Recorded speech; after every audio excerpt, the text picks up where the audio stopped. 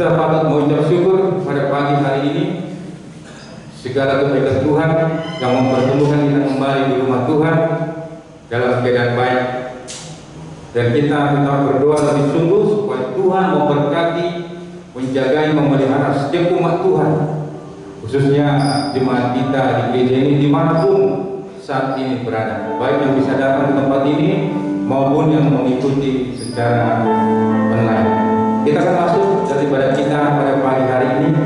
Kita akan naikkan satu pujian penyembahan. Kita katakan El Shaddai, aku sangat.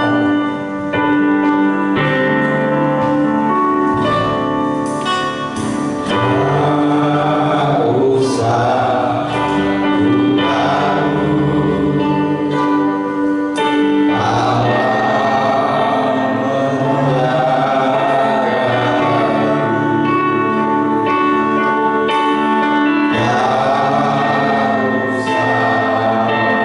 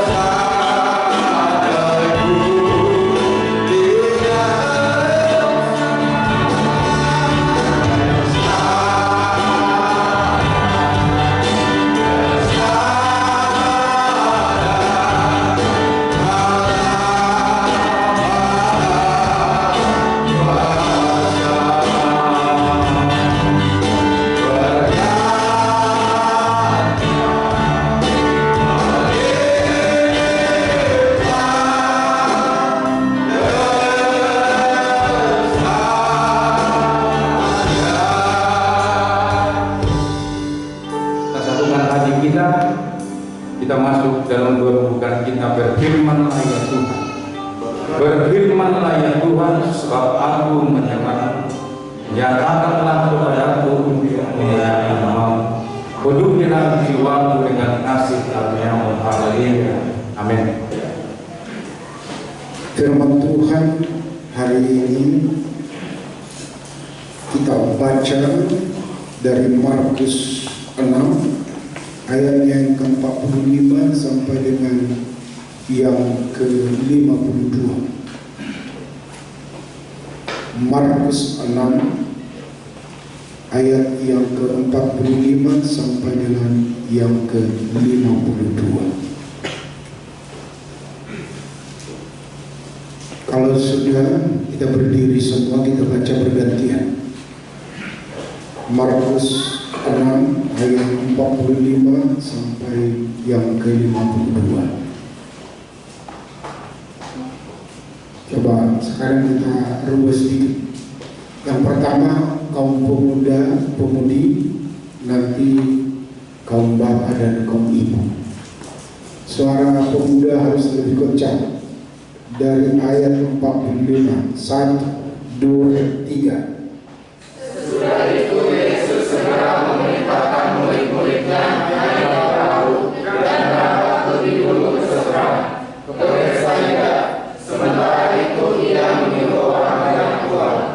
Setelah Ia berpisah dari mereka, Ia pergi ke bukit untuk berdoa. Ketika hari sudah malam, perahu itu sudah di tengah danau, sedang Yesus tinggal sendirian di darat. Ketika Ia melihat betapa kayanya mereka mengayun dengan wisata, maka kira-kira jam 3 malam Ia datang kepada mereka berjalan di atas air, dan Ia hendak menolong mereka. Ketika mereka melihat Dia berjalan di atas air, mereka mengira bahwa Dia adalah hantu. Lalu mereka berteriak-teriak, sebab mereka semua mengira Dia, dan mereka berusaha terkejut. Tapi segera Ia berkata kepada mereka, "Tenanglah, aku ini, jangan takut." Lalu Ia naik ke perahu kata mereka, dan angin pun berlalu. Mereka sangat tercengang dan bingung. Sama-sama. Sebab sesudah peristiwa roti itu, mereka belum juga mengerti, dan hati mereka tetap kecil. Silakan duduk. Puji Tuhan. Saudara, perhatikan ayat yang ke-32. Sebab sesudah peristiwa roti itu, mereka belum juga mengerti, dan hati mereka tetap degil. Apa itu peristiwa roti? Di dalam teks sebelumnya dikatakan Yesus memberi 5.000 orang makan hanya dengan 5 roti dan 2 ikan, dan itu berlebih 12 bakul. Dan ternyata murid-muridnya tidak mengerti apa yang diperbuat Yesus ini. Mereka masih menganggap Yesus itu sebagai manusia biasa. Hati mereka masih tetap degil. Hati mereka belum percaya bahwa Dia adalah yang diutus Allah dari surga untuk menebus segala dosa dan kesalahan manusia. Hati mereka sangat degil. Dan inilah sebetulnya persoalan pokok dari manusia yang susah untuk mengerti apa yang telah dikerjakan oleh Tuhan, apa yang telah dilakukan Yesus di dalam hidup mereka. Kalau kita lihat sejak mereka keluar dari penjajahan perbudakan orang Mesir, dalam 40 tahun mereka di padang gurun, dan banyak mujizat terjadi selama perjalanan, dan sampai mereka di Israel, di tanah Kanaan. Sesungguhnya mereka sudah mengerti. Di dalam perjanjian lama dikatakan hanya 2 orang dari jutaan orang yang masuk, yang keluar dari tanah Mesir. Catatan sejarah berkata lebih dari 1 juta berangkat dari Mesir, tapi hanya 2 orang yang sampai di Israel, di tanah perjanjian itu. Kembali ini dalam perjanjian lama. Kalau saudara lihat di sini banyak sekali mukjizat yang dilakukan Yesus di pandangan, di hadapan murid-muridnya, dan mereka tetap, coba diamankan anaknya ini, dan mereka tetap tidak mengerti. Mereka tidak mengerti, hati mereka masih dingin keras. Apa itu? Gitu.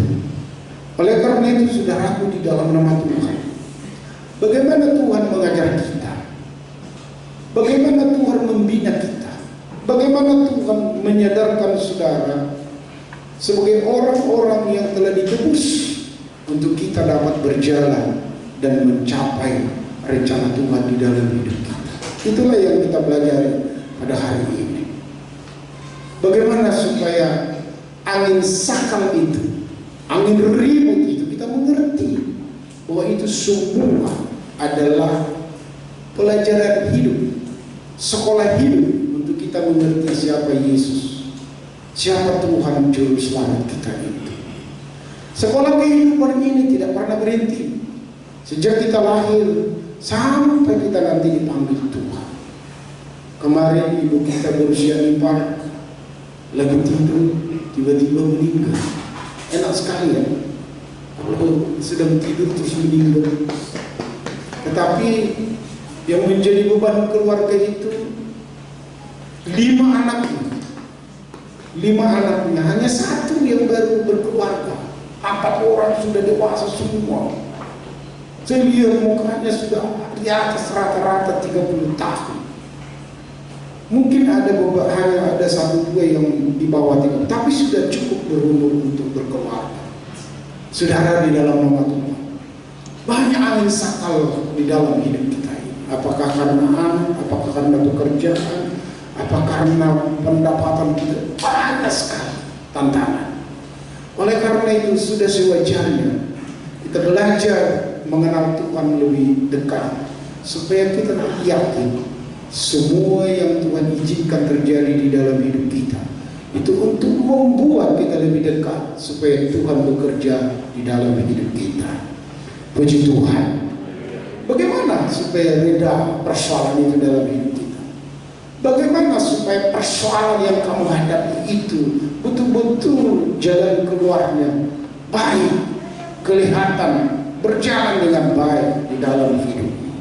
Oleh karena itu, mari kita lihat pengantarnya. Bagaimana di sini saya katakan, semakin kita mengikut Tuhan Yesus, kita semakin banyak menghadapi masalah. Kenapa hal itu terjadi? Jawabnya, supaya kita lebih mengenal Yesus itu siapa. Dan yang berikutnya, supaya kita tangguh, supaya kita kuat menghadapi masalah-masalah sebelumnya. Jadi kami kemarin waktu ke Bogor itu melihat ibu itu, di sebelah kanan kami lihat ada sekolah, namanya sekolah karakter. Sekolah karakter. Saya pikir-pikir ya, kenapa harus ada satu sekolah namanya sekolah karakter? Lalu saya temukan jawabnya, karena kalau kita sudah punya karakter yang tangguh dan kuat, apapun persoalan akan bisa kita selesaikan bersama Yesus. Puji Tuhan. Karakter ini sangat penting. Sifat-sifat tangguh dan kuat ini sangat penting. Sebentar kita akan melihat banyak persoalan. Dan siapa yang belum divaksin, vaksin kedua atau vaksin ketiga, silakan cari.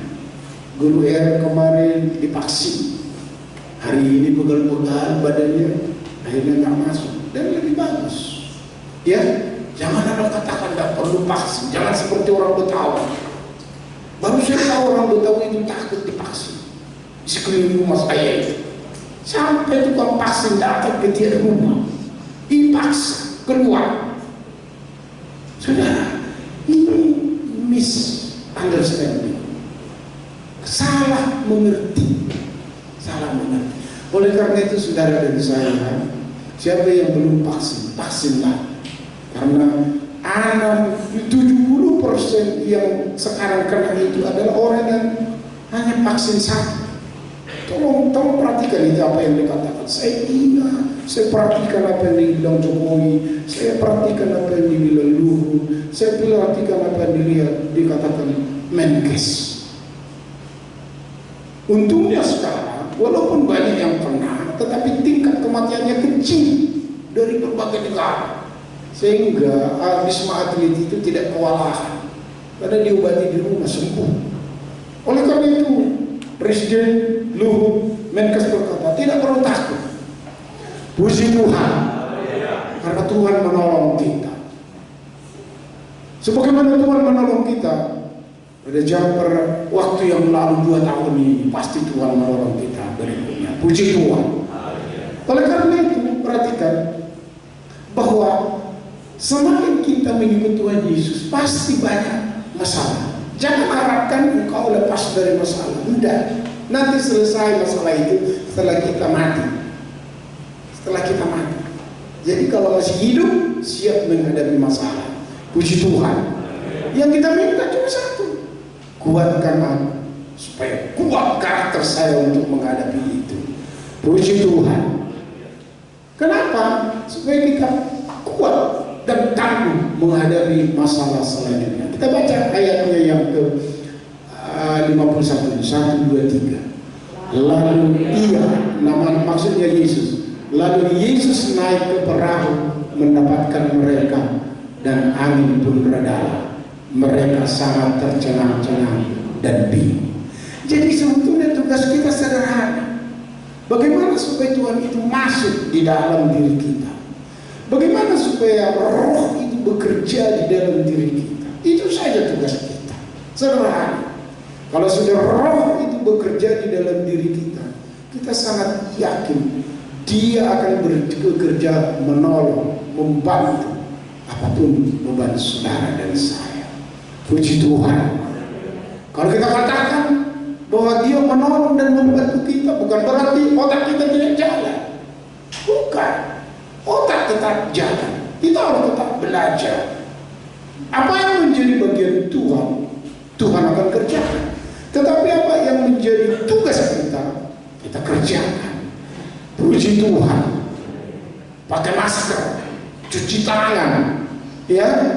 Jangan ada di sini sudah 2 hari nggak mandi-mandi. Aduh, bagaimana itu? Nggak benar itu. Itu tidak menghargai dirinya. 2 minggu kemarin sudah saya kopakkan itu. Kalau kita benar berkata bahwa Yesus sebagai Tuhan dan Juru Selamat kita pasti menghargai diri kita. Puji Tuhan. Lalu Yesus naik ke perahu itu dan mendapatkan mereka.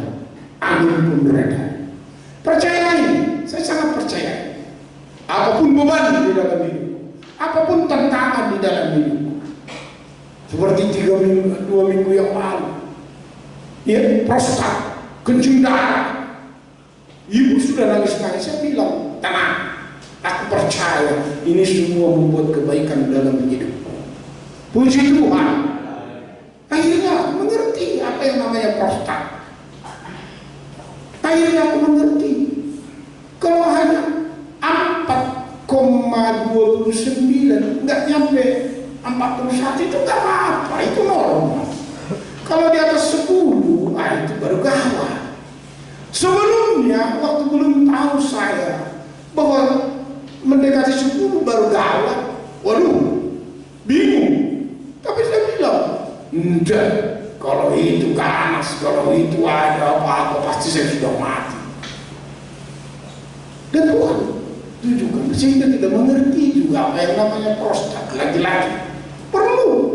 Puji Tuhan. Saudaraku di dalam nama Tuhan, semua yang kita alami itu, semua tantangan yang kita alami itu membuat kita tahu, membuat kita bisa mencegahnya, membuat kita tangguh. Puji Tuhan. Yang penting Yesus masuk di dalam keluarga. Yesus masuk di dalam dirimu. Roh itu, firman itu berkata-kata di dalam dirimu, maka kamu pasti akan dapat jalan keluar. Puji Tuhan. Ayat yang ke-52 kita baca 1, 2, 3.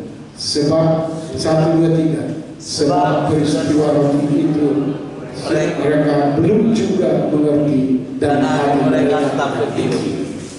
Ada banyak yang kamu alami sejak engkau lahir sampai sekarang. Tapi banyak orang masih degil hatinya, tidak mengerti. Kami tadi pagi berdoa bernyanyi sebelum membaca firman Tuhan. Kami memuji kebesaran-Mu. Cucu saya itu bernyanyi kayak membaca. Kami memuji kebesaran-Mu. Aja Tuhan. Saya bilang, kalau nyanyi ikut notnya, nyanyikan dengan benar.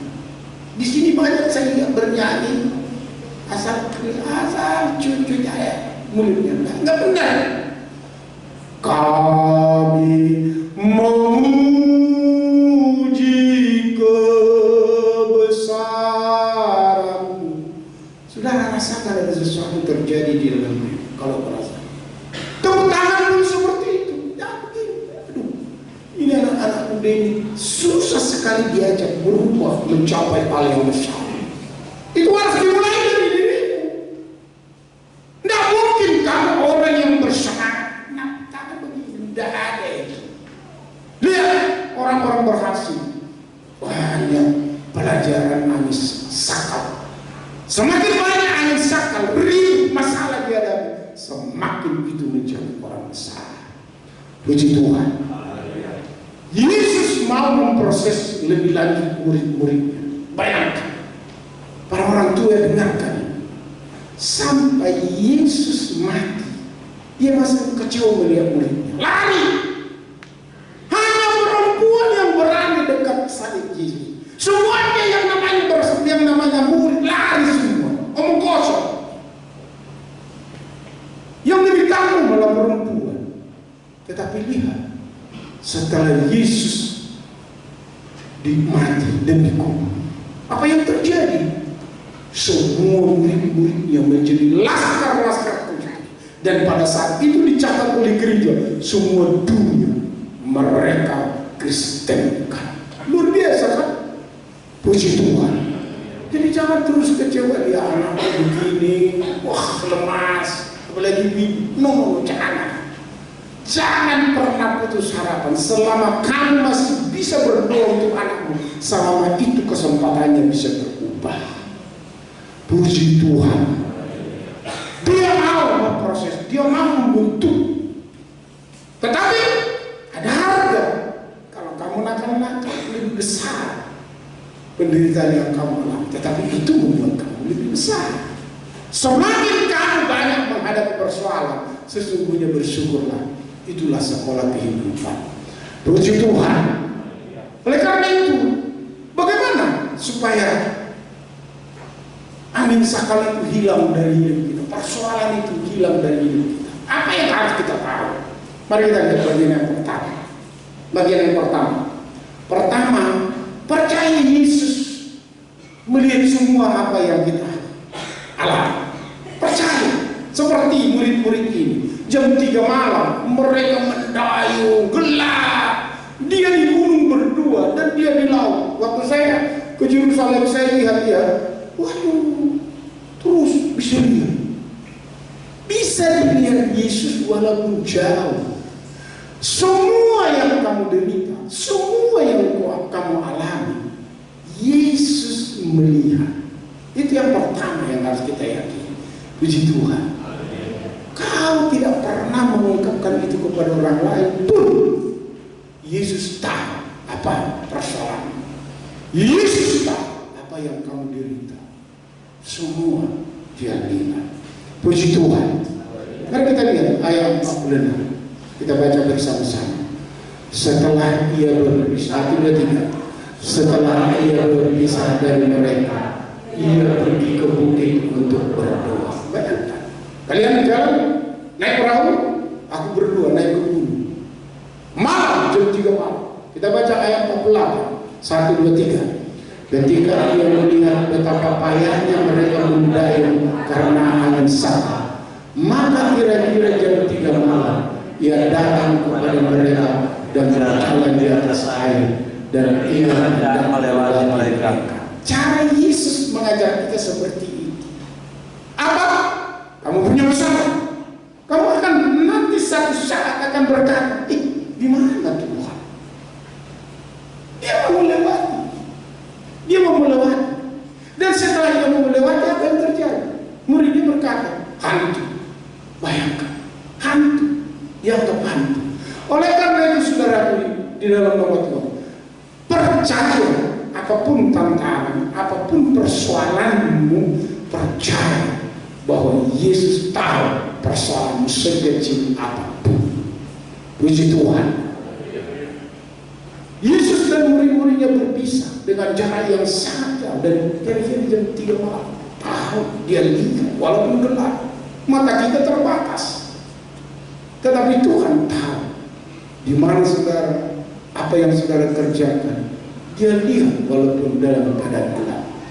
Yesus melihat betapa payah mereka mendayung karena angin saka. Artinya apapun penderitaan, apapun dakwaan, apapun sekarang yang menjadi persoalan di dalam hidup, Tuhan tahu. Dia tahu.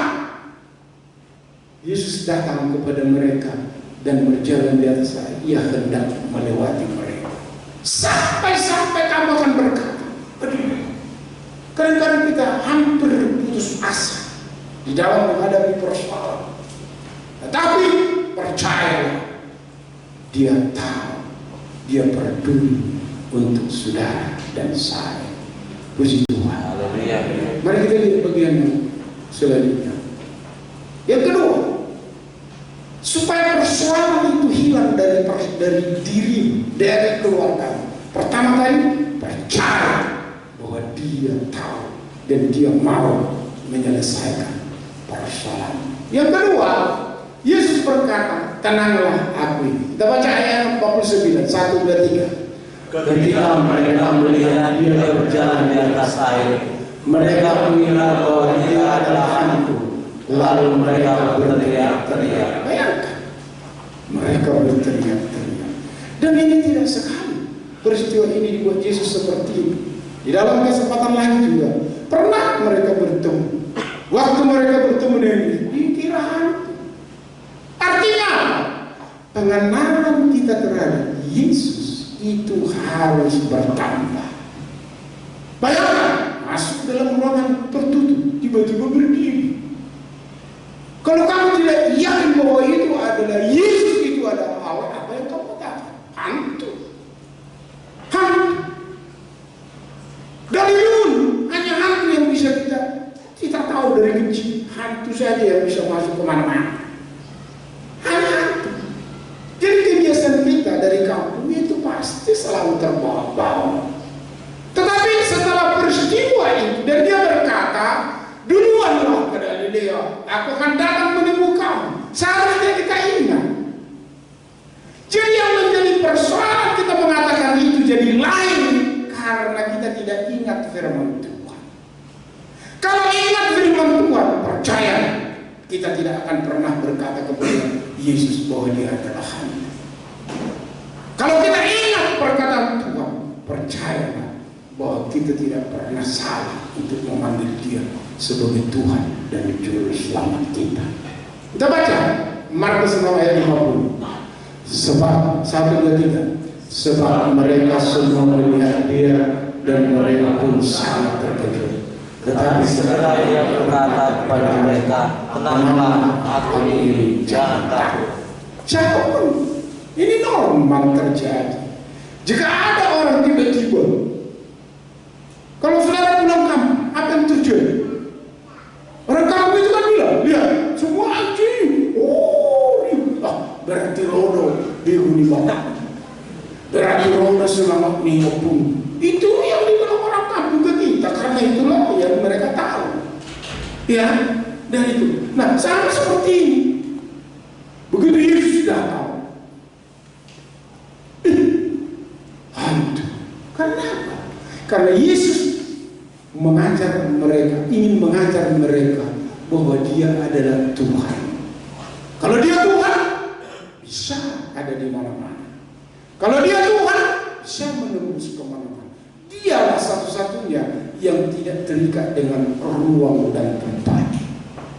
Dia adalah beyond kapasiti kita. Dia adalah di luar ruang dan tempat. Kita beribadah di sini, Yesus ada di sini. Di kampung kita sekarang beribadah, Yesus ada di situ dalam waktu yang sama.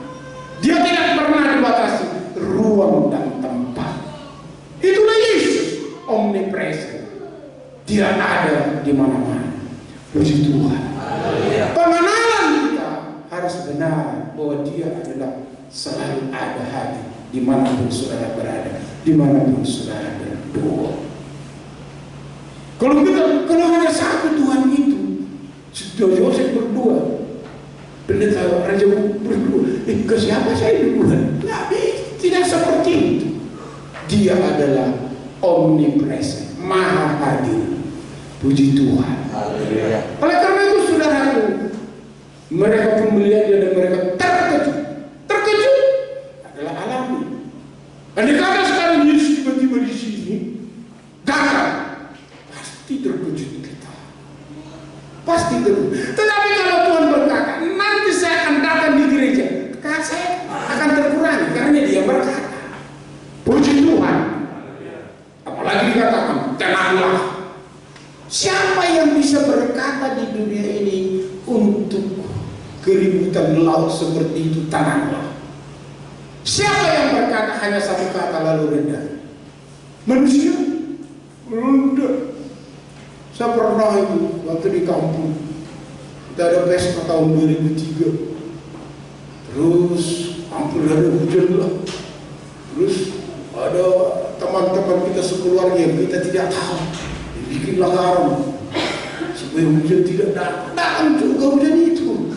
Bilang udahlah, hanya Yesus yang sanggup berbuat di luar kemampuan kita. Puji Tuhan. Yesus dan berkata, tenanglah aku ini. Saudara perhatikan, hanya Yesus yang bisa membuat kita tenang. Hanya Yesus. Perhatikan yang mau saya terangkan di sini. Pertama-tama, kalau saudara perhatikan, kalau ada demo di Jakarta, berbaris semua polisi. 212, 1 juta, berbaris semua. Bisa, dan aman, tidak ada masalah. Tetapi kalau Tuhan menyuruh makhluk-makhluknya demo, nggak ada yang bisa mengamankan. Nggak ada. Sehingga hidup kita ini sebetulnya hanya seperti telur di atas angin. Coba, kemarin gempa 1 kali saja, bukan main hidupnya. Beberapa tahun lalu tsunami habis semua. Kalau makhluk-makhluk seperti ini yang Tuhan perintahkan untuk demo, siapa yang bisa menghambat? Tak ada. Segala sesuatu yang kita miliki, segala sesuatu yang kita nikmati, sekejap mata bisa habis.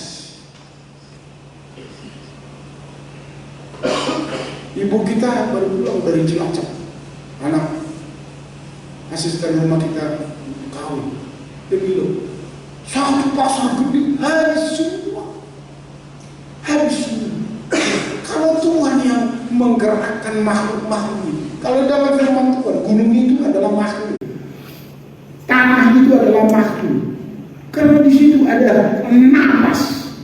Coba, banjir itu adalah makhluk. Semua, kalau Tuhan yang menggerakkan makhluk ini untuk demo, tidak akan ada manusia yang bisa membuat damai. Habis semua. Hanya Tuhan sendiri yang bisa membuat aman. Puji Tuhan.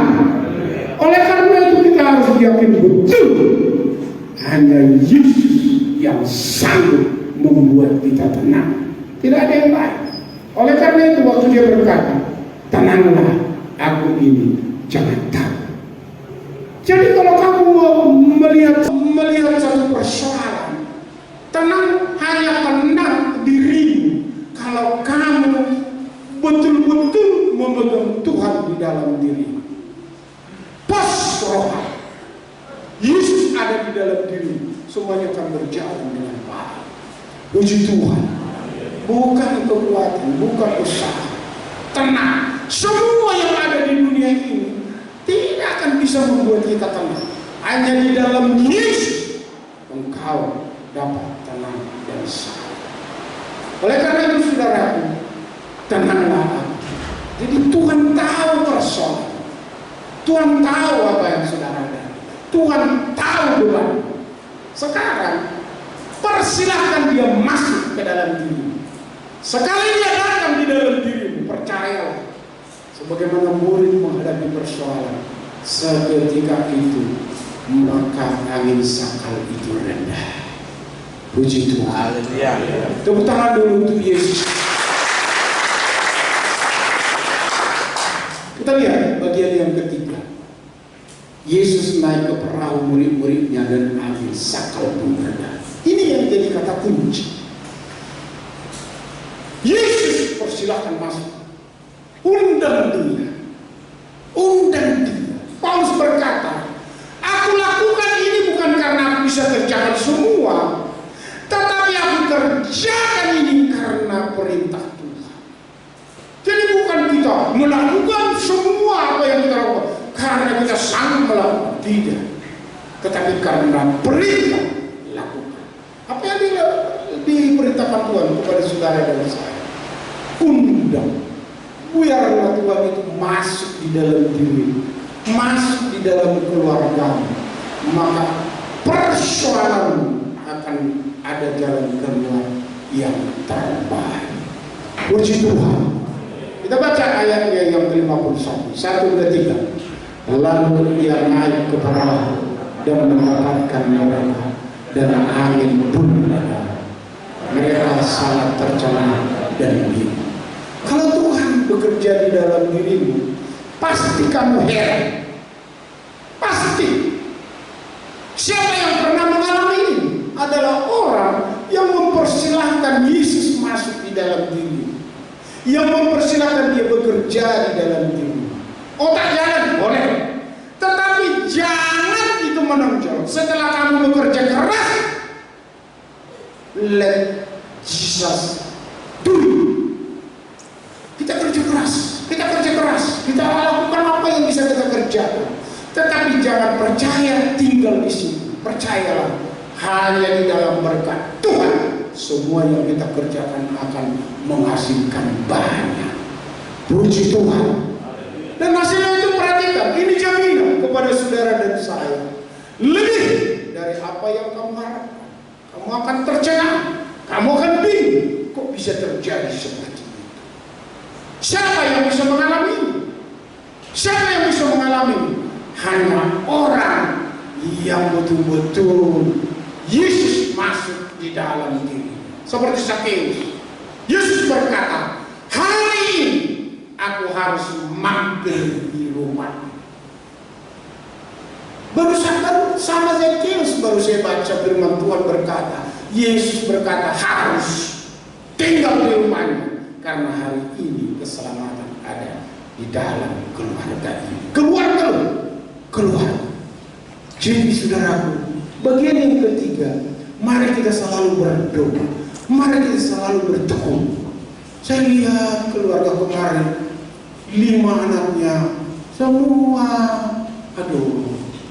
saya katakan, beribadah dengan tekun. Kamu akan lihat perubahan terjadi. Beribadah dengan Tuhan.